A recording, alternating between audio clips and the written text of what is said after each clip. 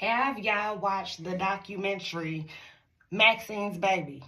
The Tyler Perry story. If you have not watched Maxine's Baby and you are a business owner, you are trying to climb up in life, whatever you're trying to do, you need to watch it because it is freaking inspirational. It is on Prime TV.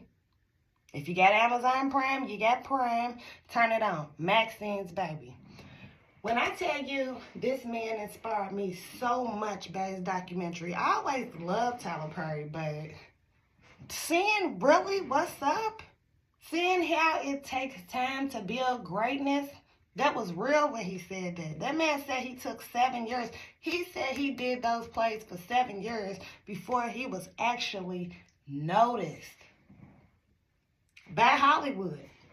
Now, I thought one thing stood out to me that he said as far as business owners and, African Americans trying to climb up in different industries. He brought up how singers back in the day used to, go to juke joints and chilling spots all through the South to sing their music or recite their poems or whatever they did or, do their acts, whatever they did. They traveled around to clubs that predominantly had their people in it, okay? They didn't go outside their people. They made sure that they were locked in with their people enough to where they were able to live good. So they didn't have to worry about everybody outside that was not going to accept them. For example, Hollywood was not accepting Tyler Perry. Tyler Perry did all this, made all these movies, all this, and he said Hollywood still was not paying him no attention until he bought one of the biggest movie studios.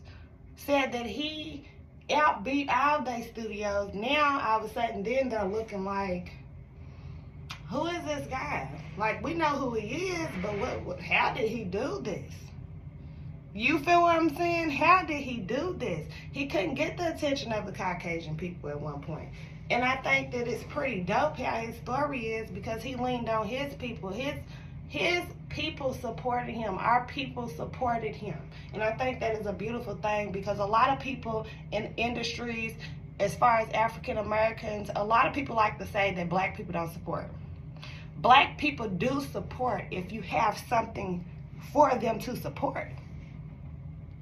If you have something they're interested in, they are going to support their people.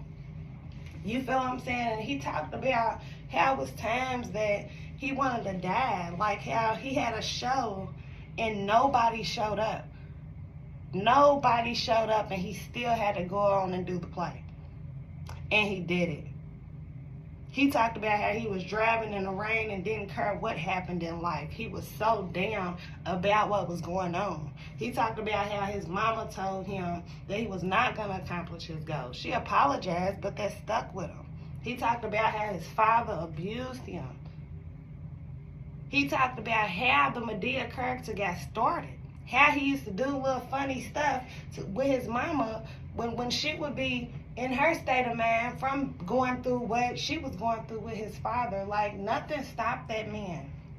There was even a point where they were showing how people were holding up signs fighting against him, saying he's a man in a dress, he's a tranny, all of this and that. Those Christian people, those God-loving, God-fearing people that have no problem putting people down, destroying them in deceitful ways. Yeah, those people. It really blows me, the Christians and stuff, that be supporting and protesting and all this against stuff and being so evil, but saying that was God. But that's a whole nother subject. But they tried it, and they got him to a point where he didn't want to do Medea anymore. But guess what? That's where his bread and butter was. And even when he got away from Medea, he still did his thing and succeeded. You got to watch that story. If you have not watched it, it is super inspiring. It is super inspiring. I am inspired right now by him and Madam C.J. Walker. She is not with us, but I watched her show, her series on Netflix. I make her products. When I tell you I was so inspired by her as well, the fact that she made something for her people, for people with her type, people that people are not necessarily making stuff for, or not the right stuff for anyway. But if you have not watched Maxine's Baby, make sure you watch it. At this point, I want to see a movie. I want a movie. I didn't watch this documentary twice, okay? He talked about how somebody didn't show up at one of his shows and he had to do both lines. He also talked about how Madea wasn't even supposed to be the main character. This is how mysterious God is. This is how God works, okay? God put this idea in his head, and he wasn't even thinking Madea was going to be the main character. But she ended up being the main character. He was talking about how he would throw her in for like 5 minutes as a joke, stuff like that, but people fell in love with her. That was God. That was God getting him out there to be noticed and to be seen.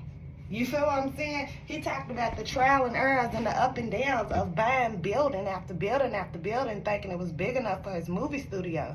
But he had never been in that industry before, so the buildings was not big enough. And homeboy ended up with a whole block.